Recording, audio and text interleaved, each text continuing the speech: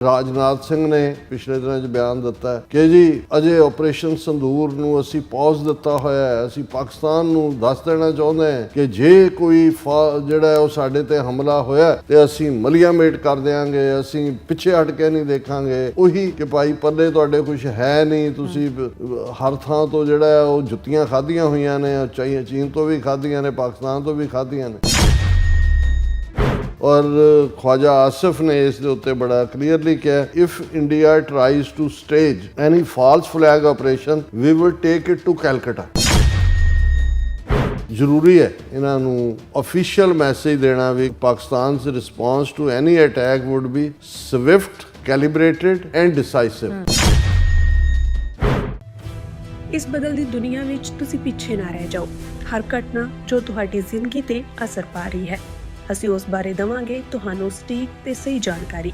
ਤੁਹਾਡਾ ਆਪਣਾ ਹੱਕ ਸੱਚ ਦੀ ਆਵਾਜ਼ TV84 ਦੇ ਨਾਲ ਜੁੜਨ ਲਈ ਆਪਣਾ ਫੋਨ ਚੁੱਕੋ ਤੇ ਐਪ ਸਟੋਰ ਵਿੱਚ ਜਾ ਕੇ ਡਾਊਨਲੋਡ ਕਰੋ TV84 ਦੀ ਨਵੀਂ ਐਪ। ਇਸ ਐਪ ਤੇ ਤੁਸੀਂ ਦੇਖ ਸਕਦੇ ਹੋ 24 ਘੰਟੇ TV84 ਦਾ ਲਾਈਵ ਚੈਨਲ ਅਤੇ ਨਾਲ ਹੀ ਪੰਜ ਪੰਜਾਬ ਅਤੇ ਦੁਨੀਆ ਭਰ ਦੀਆਂ ਅਹਿਮ ਖਬਰਾਂ।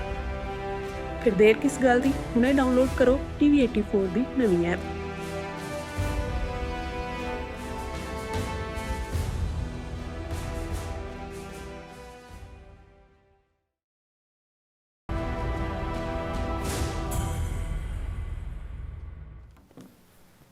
Viewers welcome back on program. So viewers गलबात करन जा रहे हैं कि पाकिस्तान के डिफेंस मिनिस्टर ख्वाजा आसिफ ने भारत को चेतावनी दी है कि जे उसने पाकिस्तान के खिलाफ किसी झूठे ऑपरेशन की आड़ में कोई हमला करने की कोशिश की तो पाकिस्तान कलकत्ते तक भी अपनी मार हेठ लियावेगा।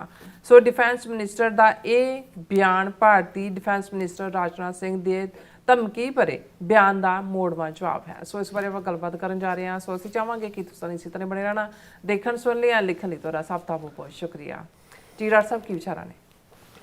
ਦੇਖੋ, ਜਦੋਂ ਦਾ ਈਰਾਨ ਕ੍ਰਾਈਸਿਸ ਸ਼ੁਰੂ ਹੋਇਆ, ਖਾਸ ਤੌਰ ਤੇ 28 ਫਰਵਰੀ ਨੂੰ ਜਦੋਂ ਕਿ ਇਜ਼ਰਾਈਲ ਔਰ ਅਮਰੀਕਾ ਨੇ ਨਿਸ਼ਾਨਾ ਬਣਾਇਆ ਈਰਾਨ ਨੂੰ, ਜੀ ਉਸ ਸਾਰੇ ਨੇ ਇੱਕ ਨਵਾਂ ਐਲੀਮੈਂਟ ਈਵਨ ਜੰਗੀ ਜਿਹੜੀਆਂ ਸਕੀਮਾਂ ਨੇ ਉਹਨਾਂ ਦੇ ਵਿੱਚ ਸ਼ਾਮਲ ਕਰ ਦਿੱਤਾ ਹੈ।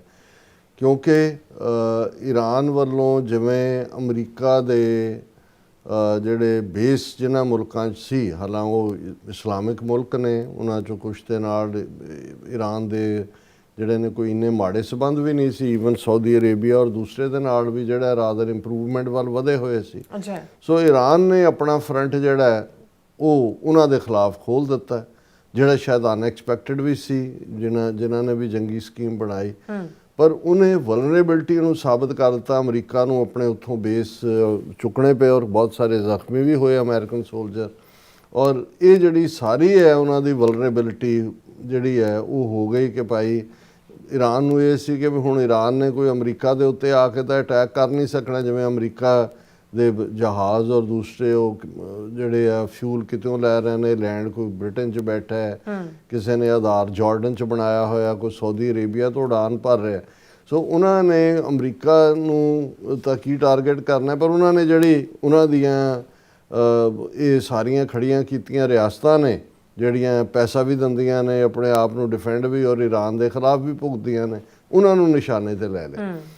ਹੁਣ ਜਦੋਂ ਔਰ ਇਹ ਇੱਕ ਨਵਾਂ ਐਲੀਮੈਂਟ ਸੀ, ਉਹਨੇ ਸਰਪ੍ਰਾਈਜ਼ ਵੀ ਦਿੱਤਾ ਔਰ ਜ਼ਾਹਰ ਹੈ ਕਿ ਵੀ ਜਿਹੜੀ ਹੈ ਇਕੱਲਾ ਇਹੀ ਨਹੀਂ ਹੈ ਕਿ ਵੀ ਈਰਾਨ ਦਾ ਆਇਲ ਕ੍ਰਾਈਸਿਸ ਹੋਇਆ, ਇਹ ਸਾਰਿਆਂ ਦਾ ਕ੍ਰਾਈਸਿਸ ਵੀ ਸਾਹਮਣੇ ਆ ਗਿਆ।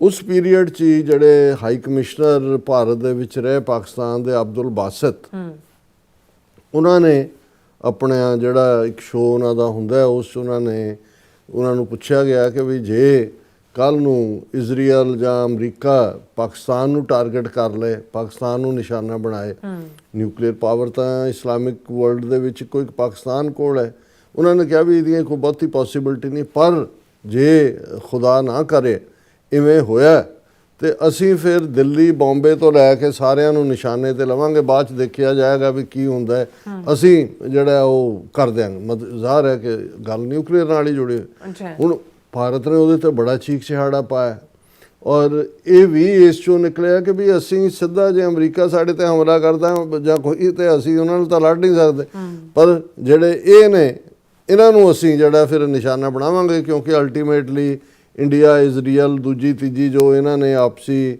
ਜਿਹੜਾ ਉਹ ਗਿਟਮਿਟ ਕੀਤੀ ਹੋਈ ਹੈ, ਘੱਟੋ ਘੱਟ ਅਸੀਂ ਇਹਨੂੰ ਤਾਂ ਸਜ਼ਾ ਦੇ ਸਕਦੇ।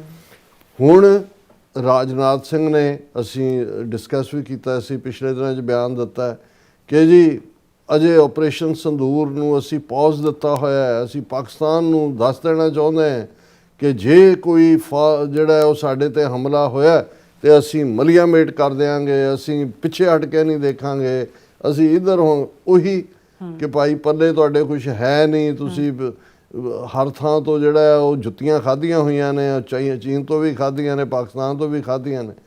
ਹੁਣ ਪਾਕਿਸਤਾਨ ਦੇ ਡਿਫੈਂਸ ਮਿਨਿਸਟਰ ਖਵਾਜਾ ਆਸਿਫ ਨੇ ਜਿਹੜੀ ਅੱਜ ਗੱਲ ਕਹੀ ਹੈ, ਔਰ ਜਿਸ ਨੂੰ ਇੰਡੀਆ ਦੀ ਨਿਊਜ਼ ਏਜੰਸੀ PTI ਨੇ ਵੀ ਪ੍ਰਮੁੱਖ ਖਬਰ ਦੇ ਤੌਰ ਤੇ ਛਾਪਿਆ, ਔਰ ਹੈਡਲਾਈਨ ਹੀ ਦਿੱਤਾ PTI ਨੇ, if India tries to stage any false flag operation we will take it to Calcutta. ਗੱਲ ਉਹੀ ਹੈ ਜਿਹੜੀ ਅਬਦੁਲ ਬਾਸਤ ਨੇ, ਉਹ ਐਕਸ ਹਾਈ ਕਮਿਸ਼ਨਰ ਨੇ, ਉਹਨਾਂ ਨੇ, ਪਰ ਇਹ ਹੁਣ ਆਫੀਸ਼ੀਅਲ ਪੋਜੀਸ਼ਨ ਪਾਕਿਸਤਾਨ ਦਾ ਡਿਫੈਂਸ ਮਿਨਿਸਟਰ, ਹਾਲਾਂਕਿ ਕਈ ਵਾਰ ਇਹ ਡਿਫੈਂਸ ਮਿਨਿਸਟਰ ਆਪਣੇ ਰੋਲ ਤੋਂ ਬਿਯੋਂਡ ਵੀ ਚਲੇ ਜਾਂਦੇ ਨੇ, ਲੇਕਿਨ ਗੱਲ ਇਹੀ ਹੈ। ਉਹਨਾਂ ਨੇ ਰਾਜਨਾਥ ਸਿੰਘ ਦੇ ਬਿਆਨ ਨੂੰ ਹੀ ਜਦੋਂ ਤੁਸੀਂ ਇਸ ਖਬਰ ਦੀ ਡੀਟੇਲ ਦੇਖਦੇ ਹੋ ਤਾਂ ਉਸ ਨੂੰ ਹੀ ਉਹਨਾਂ ਨੇ ਕੋਟ ਕਰਦਿਆਂ ਕਿਹਾ ਕਿ ਵੀ ਇਹ ਜਿਹੜਾ ਇੰਡੀਅਨ ਕਾਊਂਟਰ ਪਾਰਟ, ਕਿਉਂਕਿ ਇੰਡੀਆ ਦਾ ਡਿਫੈਂਸ ਮਿਨਿਸਟਰ ਰਾਜਨਾਥ ਸਿੰਘ ਹੈ, ਜਿਹਨੇ ਕਿਹਾ ਸੀ ਕਿ any misadventure from India's neighbours in the prevailing situation would invite an unprecedented and decisive action। ਉਹ ਇਹੀ ਹੈ ਕਿ ਅਸੀਂ ਮਲੀਆਮੇਟ ਕਰ ਦਿਆਂਗੇ। ਔਰ ਖਵਾਜਾ ਆਸਿਫ ਨੇ ਇਸ ਦੇ ਉੱਤੇ ਬੜਾ ਕਲੀਅਰਲੀ ਕਿਹਾ ਕਿ ਜੇ if India tries to stage any false flag operation this time, ਇਹਦਾ ਮਤਲਬ ਇਹ ਹੈ ਵੀ ਪਹਿਲਾਂ ਵੀ ਜਿਹੜਾ ਤੁਸੀਂ ਪਹਿਲਗਾਮ ਦੇ ਵਿੱਚ ਜਾਂ ਪੁਲਵਾਮਾ ਦੇ ਵਿੱਚ ਕੀਤੇ ਹੋ ਫਾਲਸ ਫਲੈਗ, ਮਤਲਬ ਇਹ ਵੀ ਤੁਸੀਂ ਫਾਲਸ ਫਲੈਗ ਹੁੰਦਾ ਹੈ ਵੀ ਖੁਦ ਹੀ ਤੁਸੀਂ ਕਰਵਾ ਰਹੇ ਹੋ ਤੇ ਉਹਦੀ ਆੜ ਦੇ ਵਿੱਚ ਤੁਸੀਂ ਪਾਕਿਸਤਾਨ ਨੂੰ ਨਿਸ਼ਾਨਾ ਬਣਾ ਰਹੇ ਹੋ। ਉਹਨਾਂ ਨੇ ਕਿਹਾ ਵੀ ਪਹਿਲਾਂ ਤਾਂ ਚੱਲ ਗਿਆ ਤੁਸੀਂ, if India tries to stage any false flag operation this time then God willingly we will take it to Kolkata, ਕਿ ਫਿਰ ਰੱਬ ਦੀ ਸਹੁੰ ਅਸੀਂ ਕਲਕੱਤੇ ਪਹੁੰਚ ਜਾਵਾਂਗੇ। ਵੈਸੇ ਜੇ ਖਵਾਜਾ ਆਸਿਫ ਸਾਹਿਬ ਕਲਕੱਤੇ ਦੀ ਥਾਂ ਬੰਬੇ ਜਾਂ ਦਿੱਲੀ ਕਹਿ ਦਿੰਦੇ ਚੰਗਾ ਸੀ, ਕਿਉਂਕਿ ਕਲਕੱਤੇ 'ਚ ਤਾਂ ਇਲੈਕਸ਼ਨਾਂ ਹੋ ਰਹੀਆਂ ਵੈਸਟ ਬੰਗਾਲ 'ਚ, ਔਰ 33 ਤੋਂ 35% ਪਾਪੂਲੇਸ਼ਨ ਵੈਸਟ ਬੰਗਾਲ ਦੀ ਮੁਸਲਮਾਨਾਂ ਦੀ ਹੈ, ਔਰ ਮਮਤਾ ਬੈਨਰਜੀ ਲਾਈਕ ਏ ਲਾਇਨੈਸ ਸ਼ੇਰਨੀ ਵਾਂਗ ਇਹਨਾਂ ਹਿੰਦੂਤਵੀਆਂ ਦੇ ਖਿਲਾਫ ਲੜ ਰਹੀ ਹੈ। ਸੋ ਇਹ ਇੱਧਰੋਂ ਵੀ ਕਹਿ ਸਕਦੇ ਨੇ ਕਿ ਦੇਖ ਲਓ ਜੀ, ਉਹ ਤਾਂ ਪਹਿਲਾਂ ਹੀ ਕਹਿੰਦੇ ਨੇ ਮਮਤਾ ਬੈਨਰਜੀ ਮੁਸਲਮਾਨਾਂ ਨਾਲ ਲੜੀ ਹੋਈ ਹੈ, ਪੀਸ ਕਰਦੀ ਹੈ, ਦੂਜਾ ਉਹਨਾਂ ਕਹਿਣਾ ਆ ਲਓ ਜੀ ਇਹ ਤਾਂ ਦੇਖੋ ਤੁਹਾਡੇ ਕਲਕੱਤੇ 'ਤੇ ਅਟੈਕ ਕਰਨਾ। ਮੈਂ ਉਹਨੇ ਲਾਈਟਰ ਵੇਨ ਕਹਿ ਰਿਹਾ, ਲੇਕਿਨ ਜੇ ਕਹਿਣਾ ਹੀ ਸੀ ਫਿਰ ਜਰਾ ਚੰਗੇ ਚੰਗੇ ਮੋਟੇ ਬੰਬਈ ਦੇ ਵਿੱਚ ਉਹਨਾਂ ਦੀ ਸਭ ਤੋਂ ਵੱਡੀ ਜਿਹੜੀ ਕਮਰਸ਼ੀਅਲ ਹੱਬ ਹੈ, ਇਹ ਠੀਕ ਹੈ, ਕਲਕੱਤਾ ਦੀ ਅਹਿਮੀਅਤ ਹਿਸਟੋਰੀਕਲੀ ਰਹੀ ਹੈ। 1757 ਤੋਂ ਬਾਅਦ ਸ਼ਾਇਦ 1780 ਤੋਂ ਰਾਜਧਾਨੀ ਸੀ ਅਮਰੀਕਾ ਦੀ, 1931 ਜਦੋਂ ਫਾਈਨਲੀ ਦਿੱਲੀ ਨਿਊ ਦਿੱਲੀ ਬਣਾਈ ਹੈ। ਸੋ ਉਸ ਐਂਗਲ ਤੋਂ ਉਹਦੀ ਅਹਿਮੀਅਤ ਹੈ, ਲੇਕਿਨ ਜਿਹੜੀ ਸਭ ਤੋਂ ਵੱਡੀ ਉਹਨਾਂ ਦੀ ਹੱਬ ਹੈ, ਕਮਰਸ਼ੀਅਲ ਹੱਬ, ਜਿੱਥੇ ਵੱਡਾ ਰੈਵਨਿਊ ਔਰ ਪੋਰਟ ਔਰ ਬੰਬੇ ਹੈ, ਬਾਕੀ ਦਿੱਲੀ ਹੈ। ਬਾਕੀ ਇਹਨਾਂ ਦੇ ਜ਼ਰਾ ਹੋਰ ਵੀ ਸ਼ਹਿਰਾਂ ਦੇ ਨਾਂ ਲੈ ਦਿਓ ਇਹਨਾਂ ਨੂੰ, ਤਾਂ ਕਿ ਇਹ ਰਹੇ ਕਿ ਭਾਈ ਇਹ ਕਿਤੇ ਮਹਾਕੁੰਭ ਲੱਗਦਾ, ਕਿਤੇ ਕੁੰਭ ਲੱਗਦਾ ਵੀ ਇਹ ਫਿਰ ਤੁਹਾਡਾ ਨਿਊਕਲੀਅਰ ਕੁੰਭ ਲੱਗ ਜਾਣਾ। ਲੇਕਿਨ ਇਹ ਜਿਹੜਾ ਮੈਨੂੰ ਲੱਗਾ ਕਿ ਬਈ ਇਹ ਜ਼ਰੂਰੀ ਹੈ ਇਹਨਾਂ ਨੂੰ ਆਫੀਸ਼ੀਅਲ ਮੈਸੇਜ ਦੇਣਾ ਵੀ ਕਿ ਭਾਈ ਇਹ ਜਿਹੜਾ ਉਹਨਾਂ ਨੇ ਕਿਹਾ ਕਿ ਪਾਕਿਸਤਾਨ's response to any attack would be swift, calibrated and decisive।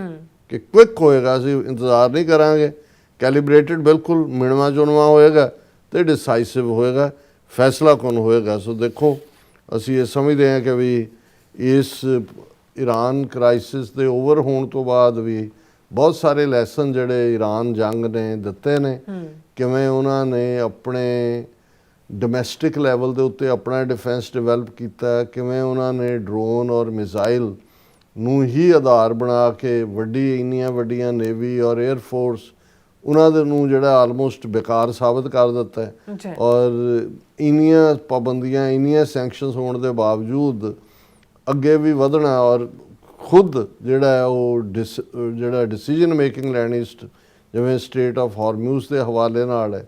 ਸੋ ਇਹ ਸਾਰੇ ਹੀ ਜਿਹੜੇ ਪਾਰਟ ਨੇ, ਬਹੁਤ ਸਾਰਾ ਕੁਝ ਜਿਹੜਾ ਹੈ after this crisis is over ਇਹ ਨਿਕਲੇਗਾ। ਪਰ ਮੈਂ ਸਮਝਦਾ ਵੀ ਜਿੱਥੇ ਈਰਾਨ ਇੱਕ ਮਜ਼ਬੂਤ ਪਾਵਰ ਬਣ ਕੇ ਕੱਲਾ ਮਿਡਲ ਈਸਟ ਦੇ ਵਿੱਚ ਹੀ ਨਹੀਂ ਜਾਂ ਪਰਸ਼ੀਅਨ ਗਲਫ ਦੇ ਵਿੱਚ ਹੀ ਨਹੀਂ ਗਲੋਬਲ ਆਪਣਾ ਰੋਲ ਹੋਏਗਾ। ਪਾਕਿਸਤਾਨ ਦਾ ਵੀ ਜਿਹੜਾ ਰੋਲ ਹੈ ਉਹ ਐਜ਼ ਏ ਗਲੋਬਲ ਐਂਟੀਟੀ, ਜਿਵੇਂ ਉਹਨਾਂ ਨੇ ਉਹ ਮੀਡੀਏਸ਼ਨ ਦੀ ਕੋਸ਼ਿਸ਼ ਕਰ ਰਹੇ ਨੇ, ਗੱਲਬਾਤ ਦੀ ਕਰ ਰਹੇ ਨੇ, ਔਰ ਜਿਵੇਂ ਉਹਨਾਂ ਨੇ ਇਹ ਸਾਰੇ ਤੋਂ ਆਪਣੇ ਆਪ ਨੂੰ, ਆਪਣੇ ਲੋਕਾਂ ਨੂੰ ਉਹਦੇ 'ਚ ਘੜੀਸਣ ਨਹੀਂ ਦਿੱਤਾ ਹੈ, ਉਸ ਤੋਂ ਆਜ਼ਾਦ ਰਹਿ ਕੇ ਜਿਹੜਾ ਉਹ ਆਪਣੀ ਨੀਤੀ ਨੂੰ ਅੱਗੇ ਤੋਰ ਰਹੇ ਨੇ, ਇਹ ਆਪਣੇ ਆਪ ਦੇ ਵਿੱਚ ਬਹੁਤ ਵੱਡੀ ਪ੍ਰਾਪਤੀ ਹੈ। ਜੀ ਡਾਕਟਰ ਸਾਹਿਬ, ਤੁਹਾਡਾ ਬਹੁਤ ਬਹੁਤ ਸ਼ੁਕਰੀਆ। ਸੋ ਇੱਥੇ ਲੈਣਾ ਬ੍ਰੇਕ। ਵਿਊਅਰਸ, ਤੁਸੀਂ ਕਿਤੇ ਨਹੀਂ ਜਾਣਾ, ਮਿਲਦੇ ਹਾਂ ਆਫਟਰ ਦਿਸ ਸ਼ਾਰਟ ਬ੍ਰੇਕ।